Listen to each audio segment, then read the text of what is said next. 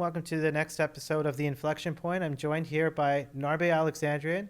Narbe is the CEO of Defined Capital and has got an incredible track record, starting off at Deloitte and working in accounting to working at Omers as an investor, becoming the CEO of a massive publicly traded company, and now back on the investment side with Defined Capital. Narbe, thank you so much for joining us. Super excited to be here. This is great. Well, Narbe, let's start about your story. Like, you started off, you were in accounting, and then you went into the investment side. Walk us through that journey. What inspired you to join Omers, and what are some of the key lessons you learned in that journey? Yeah, so I graduated from the Schulich School of Business in Toronto, and didn't really know what I was going to do. I was student government president, and I saw my friends doing the chartered accountancy or now CPA route, and I thought, hey, that's cool. You get to kind of defer what you want to decide to do for 3 years. You do your articling and you do your testing, etc.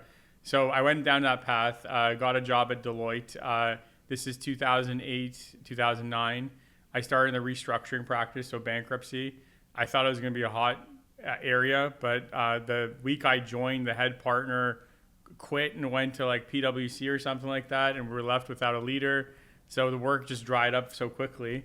And then, so I got called in I was on the bench, which meant you weren't really doing anything, called in to go work for the consulting group, and just hit it off. I was there for about 18 months until the Institute of Chartered Accountants of Ontario at the time told me that my time wouldn't be eligible. Fought for that, got my time, but then then I went into the M&A practice. Fell in love with the transaction side of things, just seeing different businesses, different companies that you want to buy.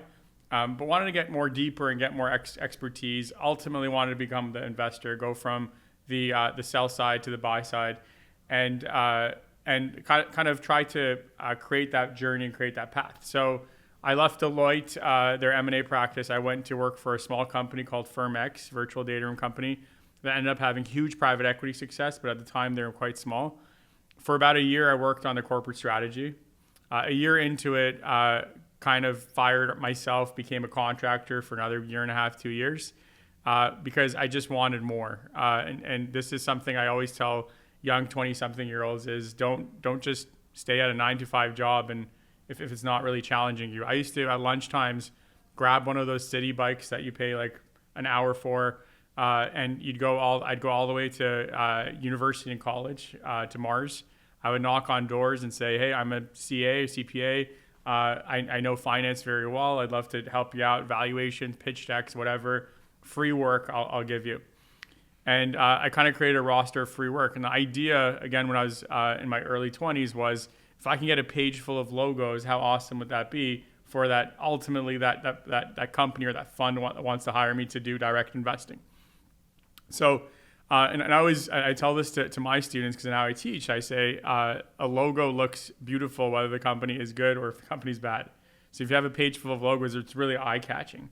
And that's whether if you're selling a product or you're pumping up your own resume.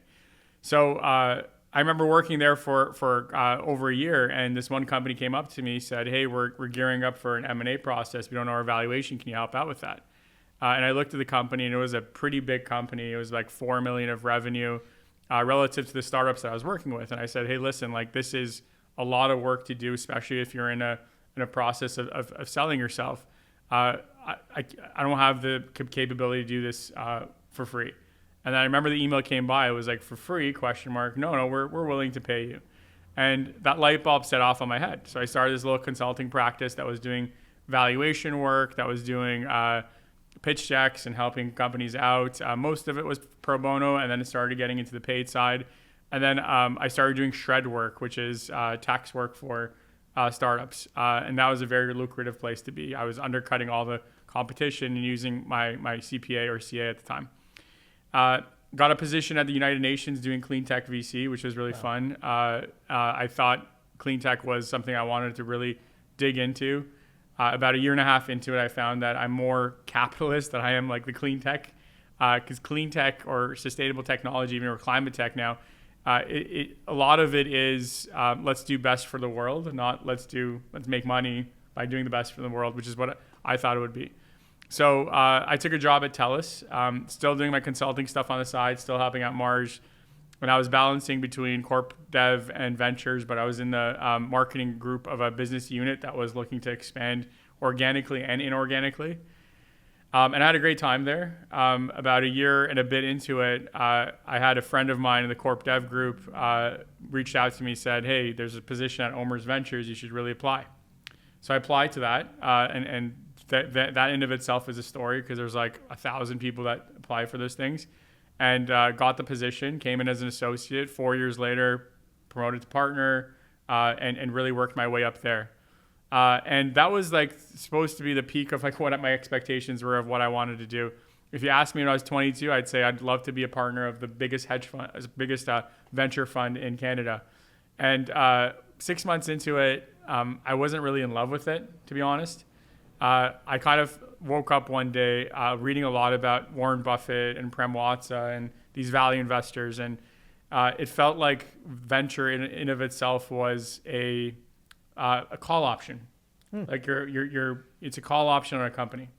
The company's by finance theory worthless because it doesn't have any cash flows. It's not making any profit. It's just burning money.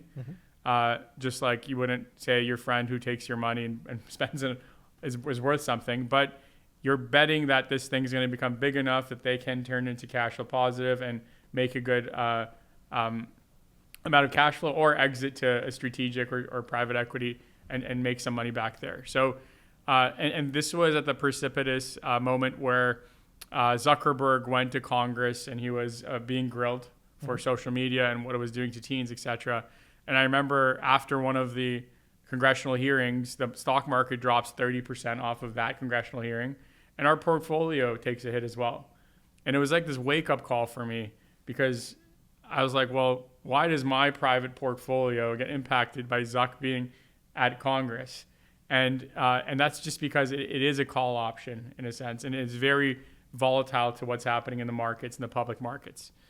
So at the same time, I got headhunted to lead the private equity and venture arm of Canopy Growth, called Canopy Rivers. We spun that out. We took it public, raised a bunch of cash, and I became president and CEO of that company for about 4 years, ultimately exiting 3 times over. Left the company in 2022, and for a while wanted to just read. So I spent days and nights in libraries doing everything that I wanted to do. And I always say this to folks that are kind of in between jobs or trying to find the next thing.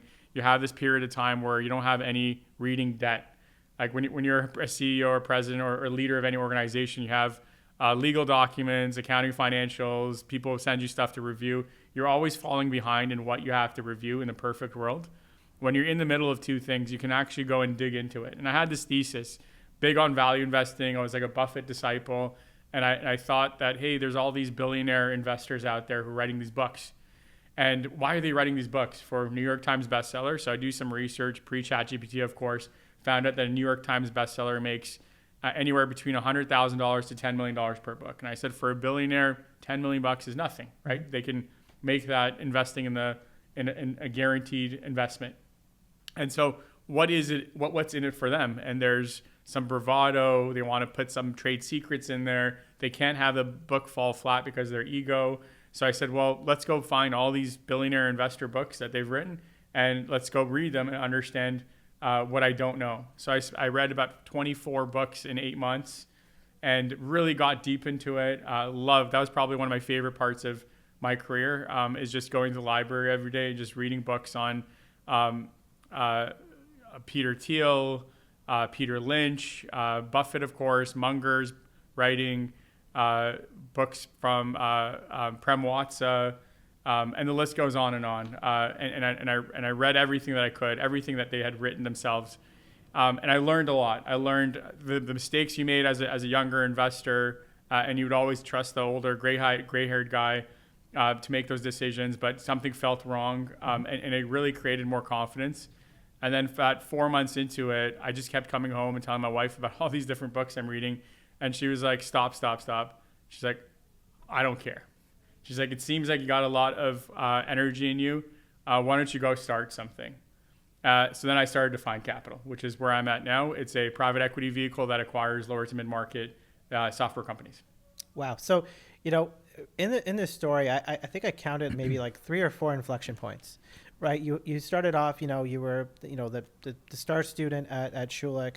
You got into Deloitte, realized that, you really wanted to get into the buy side, right? And so you worked your way, you worked with founders actually, for pro bono, as you said, got into Omers, and from there you were headhunted and you got into the investment side for Canopy Growth. So there was a few inflection points that you hit around that journey.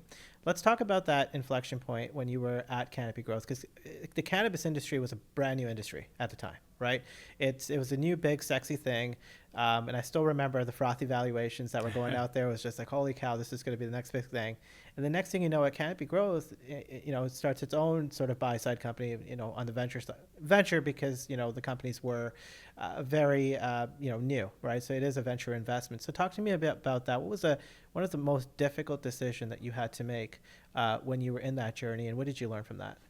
Yeah, so the reason I went into the cannabis industry wasn't because I was a consumer of any sort. It was because I looked at the industry and said, hey, this is going to be $1 billion industry. Everyone can agree that it's going to be a multi-billion dollar industry. The question is, how does that happen? And what bets can you make? And that was the fun part of it, which is to say, never in our life will we see, or maybe seldom in our life we'll see, an industry that's going to prop out of nowhere, going to be worth $1 billion, and you get to be in the driver's seat of one of the largest vehicles to go and try to push and make those investments. And that was really fun. I remember the first time it was thrown at me, I kind of pushed back on it, said, well, I don't want to do that. What are my kids going to think when they grow up, et cetera? I didn't even have kids at the time. And I remember the CEO of Canopy Growth, Bruce Linton, gave me tickets to a conference that was happening in the Mississauga International Center or something like that. And he said, go check it out. And I went there and I saw so many accounting firms, law firms, et cetera, starting to encroach into that space. And then you kind of saw like the legacy players there as well. And I joke around, I say it was like half ponytails and half suits. And then you kind of saw it become more and more legitimate. You had the big four starting to do audits and walking their way through it. So just dotted line, I could see this thing becoming a big thing.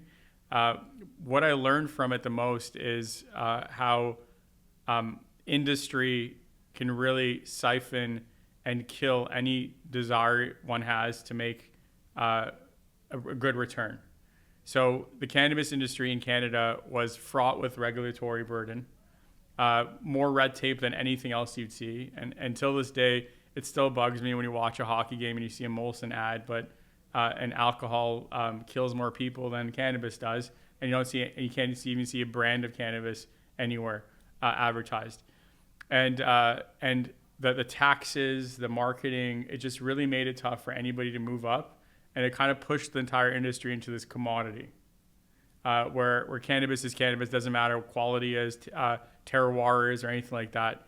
And I think that was, to me, the death of the Canadian market. The U.S. market had its own issues with federal legality, which it still goes through today in 280E tax situations. But and I feel for all the companies there, because you really did try to make something out of it. But when regulatory burdens that clip you from the knees, you just can't really do anything. Right.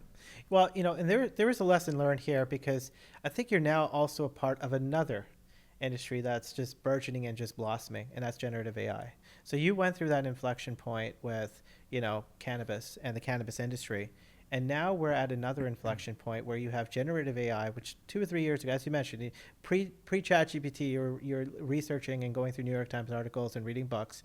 Now you've got this entire new industry that's just started, where it's generative AI, you've got OpenAI, you've got different players that are coming into the industry. What do you see happening going forward? And what are some of the lessons you've learned from the cannabis industry that you think may be applicable to what we're seeing here today? Yeah, so if I'm to break down what we call generative AI, I put it into 3 buckets. You have your machine learning, you have your large language models, and you have your agentic AI. There's a bunch of stuff happening beyond that, but nothing is, to me, as revolutionary as those 3 that we see right now. And I remember when ChatGPT first became a mainstream thing in December of 2022, when it was opened to the public and you got an account and you started chatting with this thing and said, wow, this is amazing. Like, I'm actually having a conversation with it. Over the last 3 years, it's been like leaps and bounds in terms of where it's come. But any new technology, in my opinion, has like a 2 to 3 year land grab. So as generative AI came out, all these wrapper companies started developing, and they would just take the large language models that exist, Claude, Perplexity, Gemini, ChatGPT, etc., and they would put wrappers around it and create this new product that would help the end user. And that's a land grab to me. Like, you have 2 to 3 years to do that. Ultimately, the technology flattens out, which we're seeing right now. Every new version of it isn't as revolutionary as day one was. Mm-hmm. The marginal innovation isn't as crazy as it was in the past. Not to say there isn't going to be another breakthrough, because who knows? Like, nobody expected any of this, but it's not happening anytime right now. At least it's going to happen maybe in the next few years if we're lucky. So I do think it's kind of flattened out. And I was lucky to start Define Capital after ChatGPT came out. So if I'm to go into tell you a story, it's early 2023. GPT's come out, but it's not as like prevalent. Not many people, even technology people, have spent time using it. And I come across the first company that I want to buy through Define Capital. It's a church. It's a worship software for churches that is a mixture of Canva and Getty Images. Mm-hmm. Great company, big top line, 70% EBITDA margins, low employee count, very, very loyal customers, 2% churn a year, just a beautiful company. And I love the company. I did my research, and I found out the majority of the customers were on like the Bible Belt in the U.S. And hey, here's this thing that is going to keep churning cash out. And then so we're getting into LOI talks, and I asked for like the latest numbers. Now we're in April of 2023. I started looking at the deal in January of 2023, and I said, hey, can I get like your last couple of months of financials just to see how things were going? So they sent us their March financials, and churn was 7% in a single month. Wow. You went from 2% historically in the last 10, 15 years to 7% in a single month. What happened? I knew you'd ask that question, said the seller. One of our competitors did a big price decrease, and it's only temporary. I don't know how they're making money, but it's only temporary. Okay. Some time passed by. We looked at the April numbers. Now I'm slow playing it, being like maybe there's something going on. Hopefully it's just a blip. April numbers come through, 8% churn in a single month. So now you have like all the red lights are on. You're basically backed out of the deal, saying that if this is our first deal, nobody's going to fund us because there's too much hair on this. But I'm curious, what happened? Oh, that competitor's still running a promotion. Okay, haven't bought the company. I'm a free agent. So I go reach out to every one of the competitors, and I say, hey, I'd love to have a call with you, doing some research. I work at the university, and I'd love to understand it.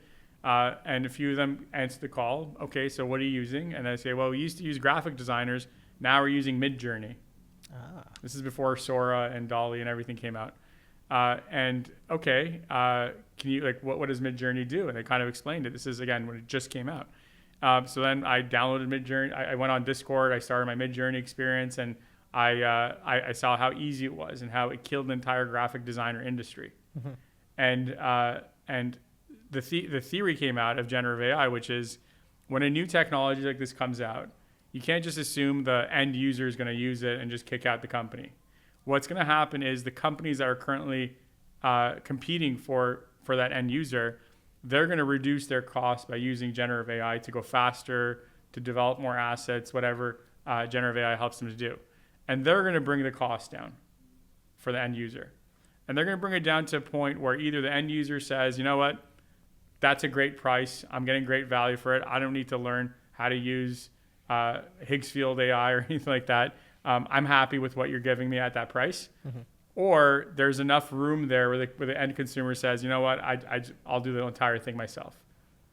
So generative AI, I think it gets the consumer or the companies to a point where your margins deplete. Yep. You're fighting on price, and you're trying to do as much as you can for that end consumer. And that end consumer ultimately has a choice. Do I just do that entire thing myself, or do I not? And that's a big decision, because there's cybersecurity issues that you have to think about. There's workflow issues you have to think about. There's talent and who gets this thing up and running. We know that generative AI has a bunch of errors. Like you need someone to review these things. The hallucinations. hallucinations. I mean, they're less now, but you still have to review Yeah. what it gives you. Doesn't do a perfect job yet, and it feels like we're ways away from it. It feels like it's one of those things where it can probably get us 95% of the way there. That last 5% is going to take us a decade to clear up. Hmm. Well, so you're on the investment side, and correct me if I'm wrong. So at Defined, you're buying. It's almost like you're building another Constellation software, if I'm not mistaken. You're buying software companies. Is that correct? Is that the thesis? Somewhat. So we look for lower mid-market companies in the software space. Our biggest criteria is high retention rate. So we find companies that are in niches that have a small TAM, so they're not venture backable. They're growing by anywhere from 5 to 30% a year, and they're doing something mission critical. Doesn't have to be a vendor of record or anything like that. We just have to see in retention rate. So we look at retention. We go for companies that have 95% plus retention rate, gross, net over 100%. And we also look at their ARR to see how well do customers pay. Is it a internet or hydro bill where they pay instantly when they get it because you don't want any of those things turned off on you? Or is it one of those companies where, yeah, I'll get around to paying it. And that also gives us another clue of how mission critical the software is. And once we find something like that, we just dig our teeth into it and try to acquire it whichever way we can. So how many acquisitions have you made over the past couple of years? So we've been around for 18 months now. We've made 3 acquisitions. We're well over 10, 11 million of ARR. Very healthy EBITDA margins as well. And we're on the cusp of closing 3 more companies. Wow. So, obviously, when you're working with founders that created something or created a solution that has a low TAM, it's almost atypical of what people want you to do, right? When you're thinking of starting your own business, you're coached and you're told think of something that has a massive TAM and just focus on that because the opportunity for you to make money and generate money is much more higher. But you're saying you found success investing in businesses and have found founders who have found their success building something in a lower TAM. What sets them apart, and what are some of the things that you've learned from that experience? Yeah, so if you find a company that operates in a single province or a single state that is in a TAM that is maybe $20 to $50 million, not big at all, but they own 80% of that TAM, and they've been around for 30 years. It's a bit of a no-brainer. They're so embedded in their customers' lives. I always say they're the plumbing behind the wall. Like, you don't see it, but you need it because the place won't run without it. That ripping it out is very tough. You have to rip the drywall out and pull it out. And for what reason? Is a competitor going to come and provide it do 30% better in efficiency? Sure. Is someone coming around and do 30% lower price? Okay. But is that enough to rip out your drywall and replace your plumbing? So unless there's a big issue with it, which there's likely not because it's a high retention rate, these companies won't go away. So there's this term called the Lindy effect, Lindy, which says that if something exists for a long time, chances are it's going to exist for the same amount of time. I wish I coined this term because it's like one of those easy concepts that you learn in business school. You're like, how does someone get their name attached to this? And the whole premise is Shakespeare's been around for 300-400 years or whatever it is. He's probably going to be around in our literature for 300-400 years. The Beatles have been around for 7 years. They're going to be around for another 7 years. So if you find a company that have been around for 30 years, they're in this niche, small TAM, but they dominate that TAM, it's going to be very hard to rip them out. And then you have to ask yourself, does the customer base have the talent to rip it out? Do they have the patience to retrain everyone on something new, on a new user interface or anything like that? And for what reason? And a lot of times people, when you talk to customers, are like, it's not in my pay band to rip this out and go through this entire retraining process, reintegration process for what? For what? What's benefit is that going to give me in my career or the company or anything like that? Right, and it's also about marginal benefit as well. Like, yes, you could probably find efficiencies, 10 or 15% more efficiencies if you were to create a new solution. But here you've got like a behemoth of sorts that owns 80% of the market. And so to have someone come in trying to break through that in a 30-year history, it's hard to break through. So that's what you're looking for. But in terms of like the founders itself, what makes you think when you interview a founder, and you've worked at OMERS as well, so you've invested in big companies as well. What are some of the characteristics that you've seen in a founder when you're like, you know what, no, this guy's going to make it? this is something that I should invest into. And it may not be something that may have reached its ultimate potential just yet, but you saw that founder, you're like, no, this is a person I want to invest into. It's the perseverance. I think that's what really matters. Every entrepreneur goes through ups and downs. I've been through ups and downs. It's funny when you tell this story about when people are like, well, tell me your background story. As you're saying it, you're seeing the ups and downs that you've went through, but you kind of gloss over the downs because you want your story to seem like a linear progression up, but it's not linear. You have crazy ups and crazy downs. You have rock bottom days. You have days where things are going so well, you're doubting the whole system altogether. Mm-hmm. And I think for the best entrepreneurs, the ones who persevere and just focus on the mission, mm-hmm. they manifest it. They know what they're going to go after and do it. And they just won't take no for an answer until they get there. And I remember back in the day at Omer's, we were thinking of doing a personality test on our CEOs. And we had Shopify as our company at the time, pre-IPO. And we're like, hey, let's go put out these Myers-Briggs or something like that and do these personality tests. We know financially which CEOs have been more successful than other ones in our portfolio.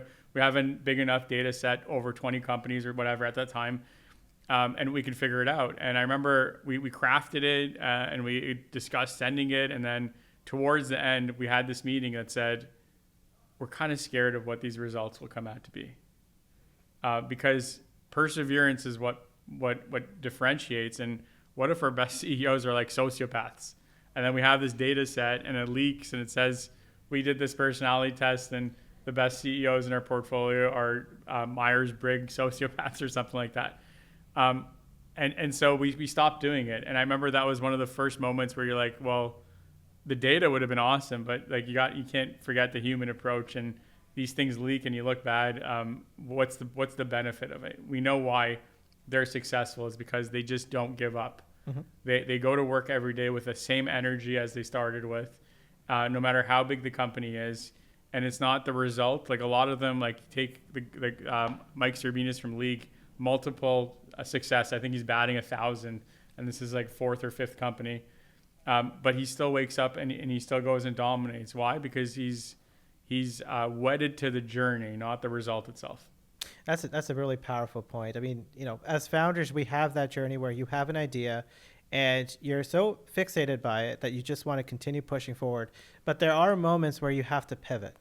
And I think from my experience, and I agree with your story. When I tell my story sometimes too, I try to gloss over, be like, yeah, I started with one villa and now I have 600. I was like, yeah, look, I'm doing really well. This is great. But nobody really realizes that in getting from that 1 to 600, it was like, I think I probably had my company nearly shut down 7 times. Yeah, I remember having conversations. We had conversations about that. It was like, holy shit, it's COVID. It's like, holy crowd. Now we've got the tariffs. And now it's like, holy cow. It's like, but nobody really sees that behind the scenes, right?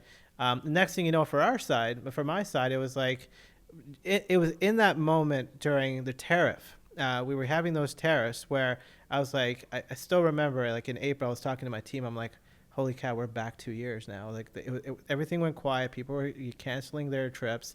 They're like, I don't know if we want to do this. And then all of a sudden we had corporates come up and they were like, hey, TJ, we want to do a corporate retreat. We're calling you because you're here in Canada. We don't want to do a trip in the US. And I'm just like, corporate retreat. The next thing you know, we have a new division, elevated retreats. And now we're doing corporate retreats. And we've built a flywheel where it's like the people that are coming to the corporate retreats, they're sending their families over that attended, like, hey, you have villas? No way. And so it turned into like this flywheel where it's like the corporate retreats pushes it into the villas, and we're like, okay, that was cool. But that created a whole new division. So I get what you're saying, where there's the ups and the downs, and it's the people.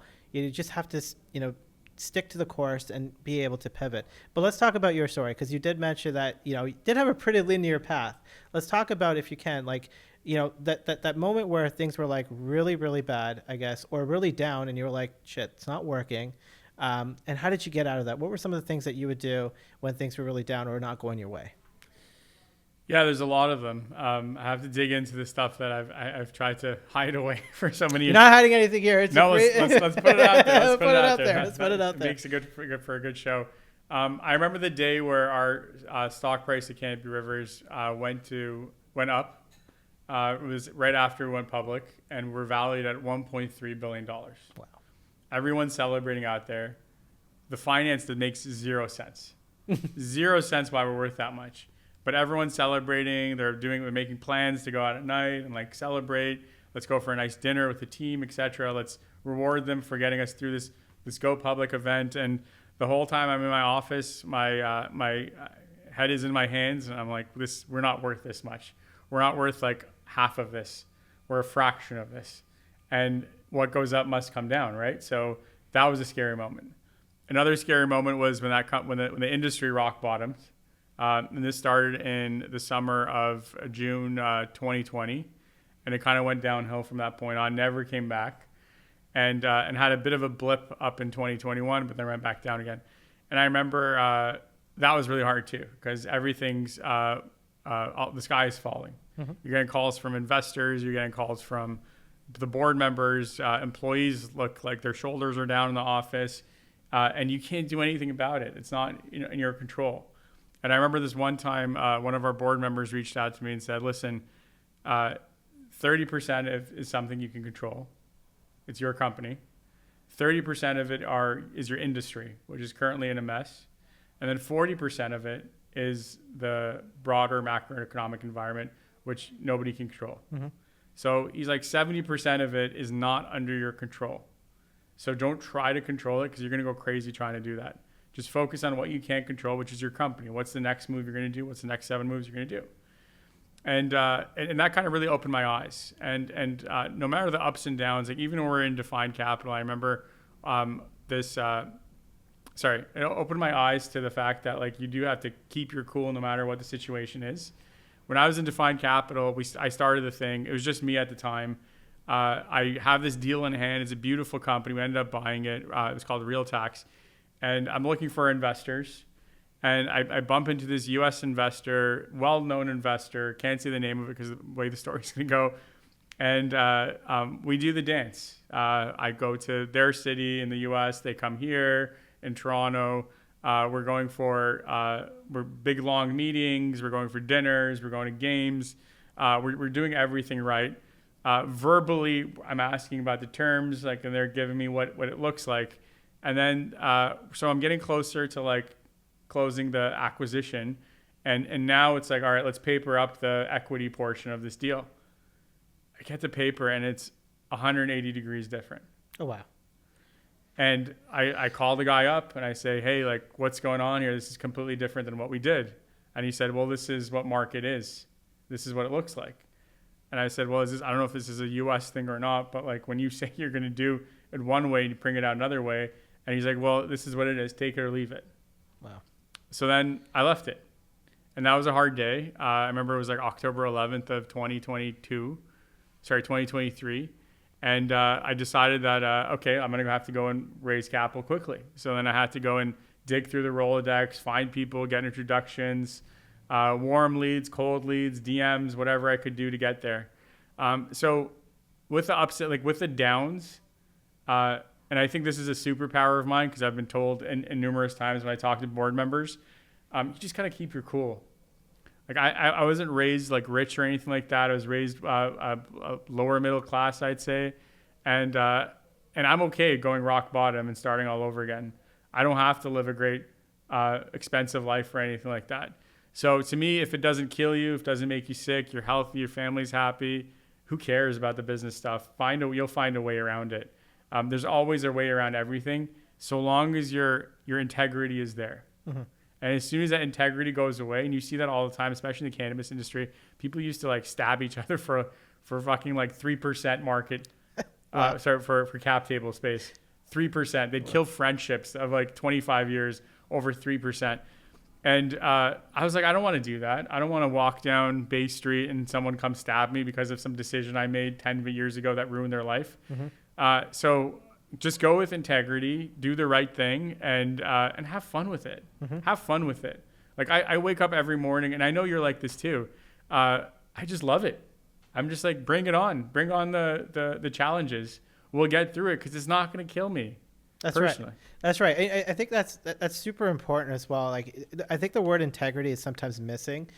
You find, and you sometimes hear those stories where you almost have that imposter syndrome. Well, with founders when they want to build something, they're so, used to or taught they have to go from $0 to $100 million in sales. You have to get to, now it's 100 million. Before it was like, you got to get to 10 million ARR. Then you have to get to 50 million. Now you start seeing companies like Wiz, or Lovable. You know, I use Lovable a lot. But they went from zero to now, what, $200 million in ARR. And all of a sudden, you're getting all this pressure coming to you. And it's like, oh, I have to hit this milestone. I have to hit this milestone. And then you start seeing that they're almost fake it till you make it kind of thing, right? And they lose that integrity. And then they get, smacked in the process. But so integrity is definitely the most important thing. But one thing that I think that you mentioned, I think that was super powerful, is enjoy that journey, right? It's like you're going to have your ups and downs. You're going to have moments where it's like, holy cow, the investor didn't come in. And it's happened to me. And if you know my story, it's happened to me more than I've had my fair share where I've had investors. I'll tell you my story. This was, I look at back and I say, thank God this didn't happen, but it was right around the time when the banks collapsed, right? It was 2 years ago. It was when, two of the banks, Silicon Valley Bank shut down. And I still have the email. I was talking to Republic Bank because I wanted to open up an account. They're like, yeah, everything is okay. Next thing you know, bam, it's going down too. And then I had two investors in the U.S. They're like, you know what, TJ, I don't think it's the right time to invest. I know we made a commitment, but we're going to have to pull out because, unfortunately, the banks are shutting down. We don't know what's going on. And I'm just like, and I still remember that was a really difficult time because our burn rate was around, $40K a month. And I had only 2 months of runway. So you do the math, it's pretty much like saying we had no runway. Right. And it's a good excuse on their end. It makes sense that you can't invest. That's right. But then, so what do we do? So what do we do? Yeah. So you're sitting there, and I'm just like, I've got all these people working for me, and I'm like, maxed out credit card, 2 months of runway. What are we going to do? Right? How are we going to get out of this? And fortunately, it just meant I had to take one of the craziest bets I had to do. My last 40K in the bank, I'm just like, for the first time, I'm just going to supercharge Google Ads. I don't know why I did that. I was very frugal with Google Ads. I'm like, let's just supercharge Google Ads and see what the heck happens. Let's just go out with it and see what happens. And we started to get more sales. And we got this one, I was so happy. We got this one big booking. It was like $100,000. There's like some, celebrity was like, hey, I want to spend big and do this. I want to book this villa. 100K. I'm like, holy shit. That just extended our runway. And it just kept going. You have your ups and downs. It is cyclical. But yeah, that integrity is super important. I remember talking to my board. I remember talking to my investors. And I was just like, guys, we have 2 months of runway. And I think that's the most difficult conversation you can have. Because those board members are also your investors. So they're looking at you. They put a bet on you. And they're just like, TJ, what the fuck? And they have to do the hard thing to separate their shareholder hat from their board hat. From their board hat. And it was literally like, TJ, what the fuck? Like, what's going on, right? And so you just have those like moments where it was just like, oh God, the sky is falling. And you don't know what to do. And it's what you just said. And I wish someone had told me that 30-30-40 thing, because it was at that point, that 40% feels like it's your 90%. Right? It's like, oh my God, the sky is really falling off. The banks are shutting down. It's like, what's going on? And we just had COVID. So people were just paranoid about everything. It's like COVID, oh my God, now the banks are collapsing. Like, what else is going to happen? Right? Just get out there. Right? So I do agree with that. I think that's super important on that side is to remain calm. But what are some of the things that you do, like personally, like you, when you invest into these companies, I also think you also take on a board seat, and I think you take an active role, if I'm not mistaken, on the management side. Yep. So how do you manage those relationships? Because you're acquiring multiple companies now, right? Multiple businesses, multiple personalities, each one having its own culture as well. So how do you manage that? But before I jump in there, it reminded me of a hot take that I have, which is if you look at companies and like the ones that at least I've experienced, there's only two types of companies that take risk. Companies with their backs against the wall, like you guys were during those 2 times, and companies that are like lovable, that are doing too well, too quickly. And they have to take a risk because they have to feed into the valuation expectations that people have for them. So then if my hot take is don't get stuck in the middle. Because if you're just chugging along, you're going to be very complacent and you're not going to be taking those risks because everything's working in a way that you're linearly growing. So you always want to take that risk. So going back to your question of what do we do? So we buy 100% of companies. And the difference between us and call it like one of the larger players is that we take a very hands-on approach to it. So my pitch is always as follows. If you go with one of the bigger guys, you're going to have some young individual call you and try to pitch you on whether or not you're ready to sell your business. And you might take that call. And then they'll feed you over to this other young individual who's doing early due diligence to try to understand if you fit the criteria or not. And then you're going to pass you over to someone more experienced in M&A who's going to try to close the deal and close that LOI and do some the terms, the major terms you want to do. And then you're going to have a deal team that goes and runs that deal to the ground with the lawyers and accountants and everything like that. And ultimately, there's going to be someone that runs your business after you sell it. And it might not be you. With the bigger guys, it's usually someone else. And you might have a coffee or a lunch with them. So your life's work, 20 years, 15 years, 30 years of building the software company, missing out on your kids' hockey games and soccer games, you might have a lunch with the person that's going to run your company. And who knows what they're going to do. Are they going to suck in your clients and kill the brand? Are they going to fire your employees and move the back office to what they're doing? Are they going to kill your R&D? We don't do any of that. We're very hands-on. We keep the employees. We keep the brand. It's written in our LOI. We don't change any of those. Legacy lives on forever. You grow old. You look at the building and say, that's your granddad's company I started, and now it's like doing bigger and better things. We're there. I'm there at the first call. I'm there when we close the deal, and I try to operate the company either as president at first, or we bring on someone and I help them out. But I'm very hands-on because I just can't. And I always tell the owners this. I said, I've told every single person that I respect in the business community that has helped me over the last, I don't know, almost 20 years about that I'm doing this. I can't fuck it up. I can't mess this up. I can't mess your company up. Like, I just can't. So you're testing me as an owner to see whether or not I'm a good steward of your company. I'm going to tell you, like, I have no other choice but to be a great steward of your company. So that really resonates with them because they can, and I call it like the prodigal son strategy. You want them to see you as the younger version of them, because usually these sellers are boomer age and they're looking to retire. So we really push that forward, and we do everything we can to help the business out. And because of that, we're not going to be one of those acquirers that goes and buys 100 companies in a single year, because we'll lose that. We'll lose that spirit, the entrepreneurial spirit of going in there. And quite frankly, it won't be that fun for me. The fun part for me is rolling up your sleeves and going to understand what their issues are. And the majority of the issues are they've built a great product. They have a great product team, but they don't know how to go to market. And it's just built off of referrals. And how can we not even supercharge it, but even just turn it on? Yep. And then find ways to supercharge it after. Well, you know, it reminds me of a comment or a post that I look into. It's about buying boring businesses, right?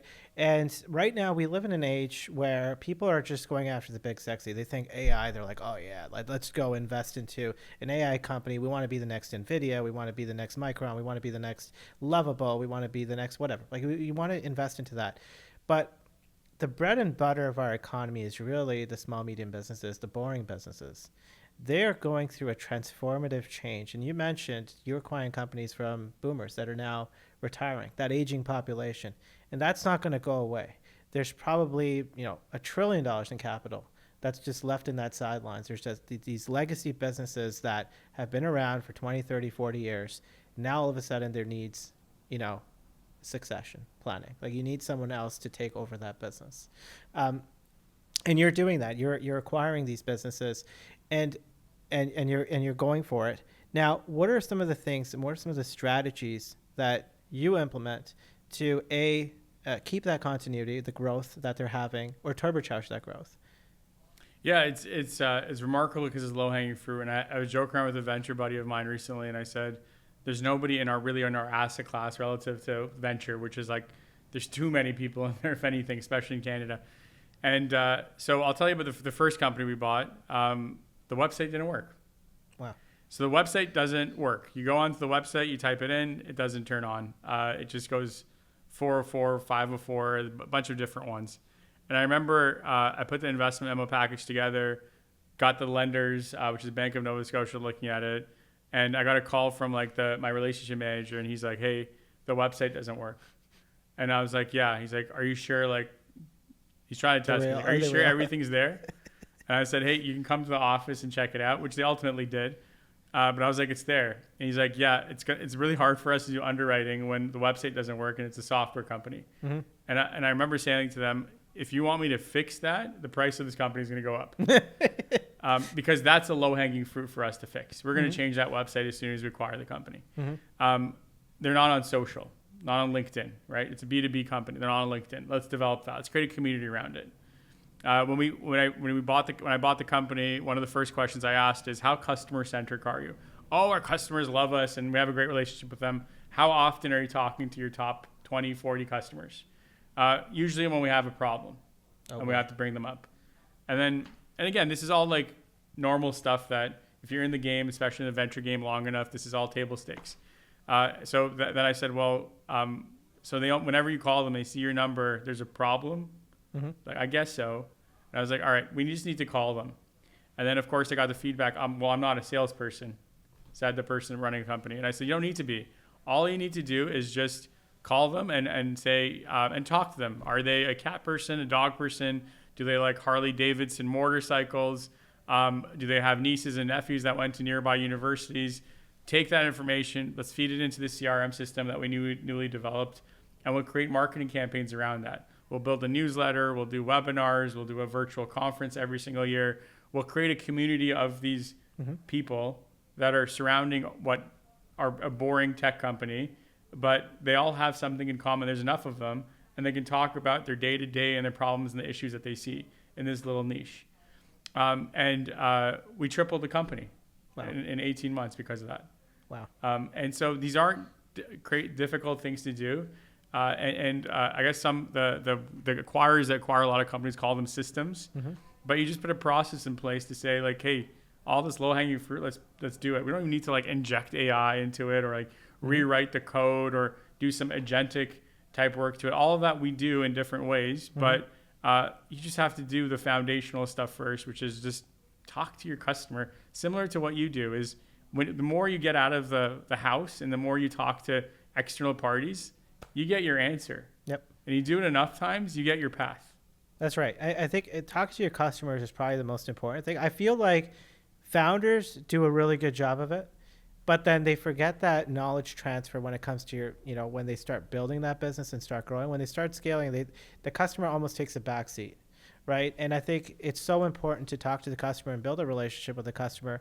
I mean, I was just, we're right now designing a culture product right now, because one of the things that I've learned is what's that wedge, in our business, right? It's, we're doing retreats, but I always say to myself, and sometimes you just have to look in the mirror and just realize, so what? Everyone else is doing it. I could rattle out like 20 different companies right now that do retreats, that do, corporate travel of some sorts, right? Navan just went public, right? So like there's a lot of different players out there. So it's like almost like a so what. And so I started to do these discovery calls with my core audience, like COOs, chief of staff, and I started asking them, what's missing in your in this journey? Like, you're booking these retreats. What's missing? And I started having these discovery calls, and ultimately it came down to it all ties to culture. But so far, what they've learned is there are no metrics for that, really. Existing tools that are out there, they provide some form of a culture score-ish of sorts. Like, you get a general idea of what your culture is, but you can't really quantify it. And then when you do these retreats, you don't really know what the ROI is. So you talk to finance teams, they're like, yeah, it's a cost center. It's a cost center, right? But it's like, wait, some of the best teams with the best corporate cultures, like Google, for example, I was talking to, former events manager there, and she's like, oh, we have it down to a science. Like, they have the Google Geist is what they called. And Google Geist is like, they have these surveys that they send out, these pulses across the teams, across their workflows, and if they have these events, for example, they're able to now track and measure what the ROI is of that event, right? So now you've turned what is traditionally a cost center, the way Google looks at it, which probably has one of the best corporate cultures ever, right? Is they look at it in numbers, like, okay, in having this event or doing this particular activity, this is what it has translated to. It could be productivity gains. And if you could quantify productivity gains, you can also quantify now revenues, right, of sorts. revenues per employee kind of thing, right? So that's what we're starting to do, and we started to realize that there is a little bit of a gap. So that's what we're working on right now, trying to create. That's Well. awesome. Yeah, so we're just working through it. So we're just talking to people right now. But again, it's part of that journey of talking to customers. I have this thing within my business right now where I'm even getting the engineers and they hate it. Talking to engineers, telling an engineer you're going to be on a customer call, they're like, TJ, come on, man, dude, no. I'm like, you're going to be on this call with me. It's going to be okay. And so I get the engineers personally involved into these calls as well. And the reason why I do it is I'm like, I want you to see what they're saying, right? Because this will translate to a product that we're eventually going to create. Yep. And I think it's just putting people out of their comfort zone. Sometimes people don't like it and you have to back off. But other times I think it's great. But talking to your customer, I think, is the most important thing you can do. You're going to learn from them, and they're going to give you some ideas. That's such a great story. It reminded me of, like Five Guys, the chain. Yeah. So Five Guys, what they're well known for is their burgers. Mm-hmm. They're good. They're quite expensive, and there's studies done to show that the more expensive, the more higher priced the burger, the more we perceive value and quality of a burger. But then their fries.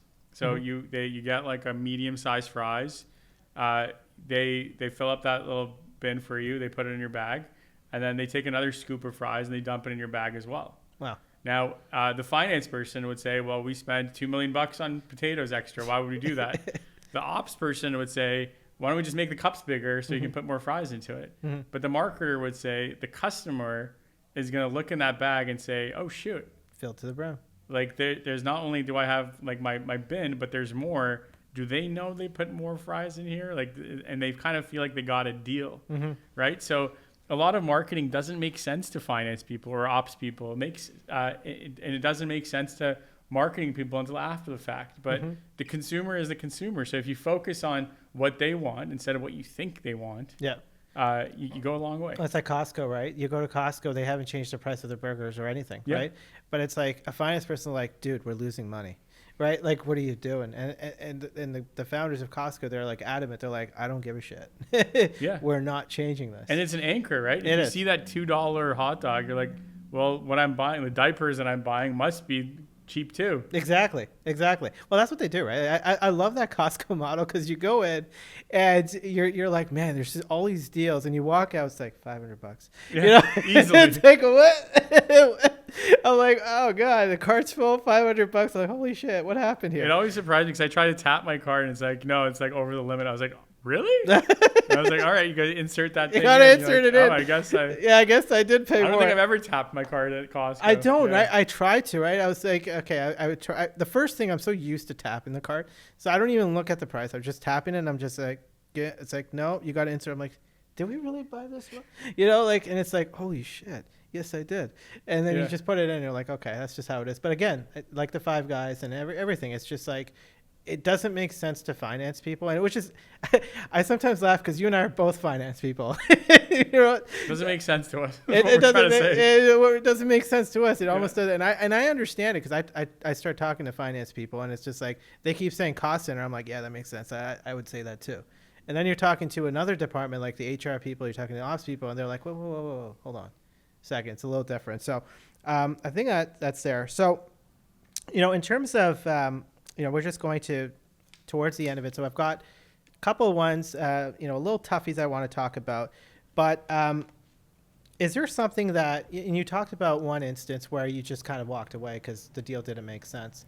But is there another instance that you can talk about where you just said, you know what, I got to walk away from this, even though you thought this was the right thing, you worked super hard with it, but you just had to step away from something? There is an instance in my public company days where we were looking to invest in a company. The company looked great. Everything was going well. But we had issues with culture with the founder. Mm-hmm. And my test is always, how do these founders, sellers interact with people that are below their level at work? And so how do they interact with our administrative assistant? How do they interact with our junior associates that are coming into the meeting? Do they look at them? Do they talk to them? Do they look down on them? Like, what's that look like? And in this particular situation, they were great with me, but they weren't good with the junior team. They didn't answer the emails. They were very rude on calls. the company was booming. It became $1 billion company, but I just couldn't get there on the culture side. Because to me, like the best leaders are the ones that treat everyone well.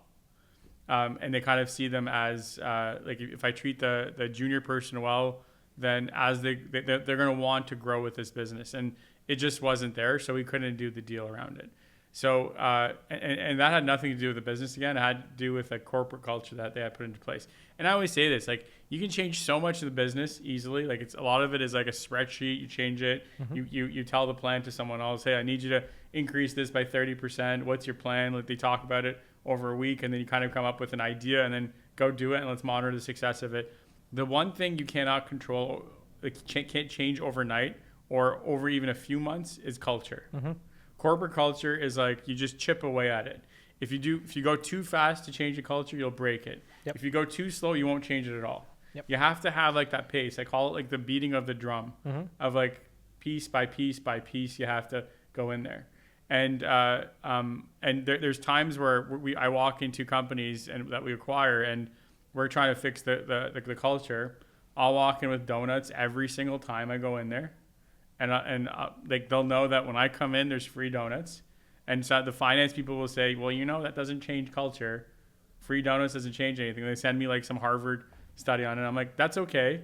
But what it does is it brings the guard down, and then now we can actually have conversations with people and say what they like and what they don't like. These small things do matter. And like many things, there's a halo effect to it. And you don't see it until after the fact. You're like, oh, well, everyone seems really excited at work. I wonder if it's because of those donuts. I'm like, it's not the donuts. The donuts were just the step to get into it. Yeah. It's the conversation. I think that's the most important thing is when people stop talking, that's when you start to get really worried. Yeah. Because you don't know where things are. So let's talk about the flip side. So you've invested in companies that have very strong corporate cultures. What were some of the things that stood out, and what were some of the leadership traits that you looked at and you're like, damn, this is great?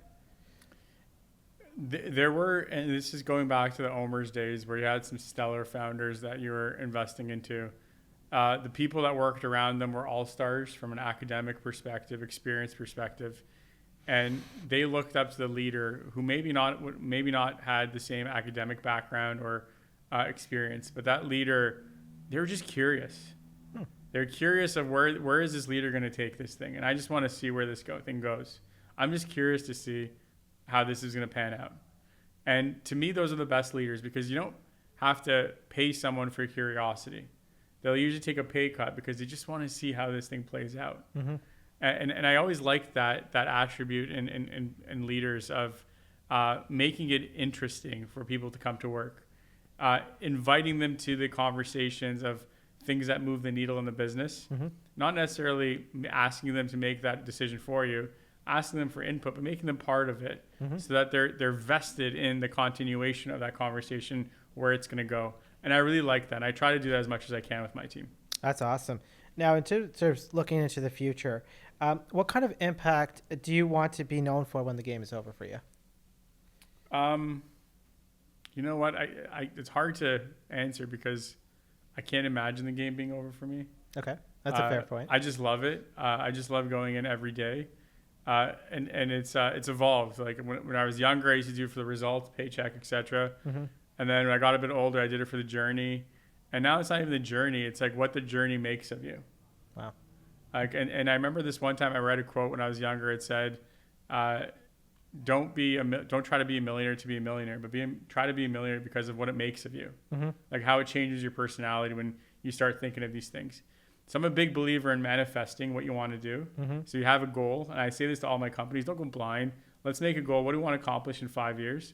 And you'll find that your body just like angles itself to that goal. That every North time, Star. yes, every time there's a decision to be made, even if it's a tertiary decision that's not directly impacting yourself, your body's just going to angle itself towards that, knowing that this is one of those steps that gets you towards there ultimately in some which way.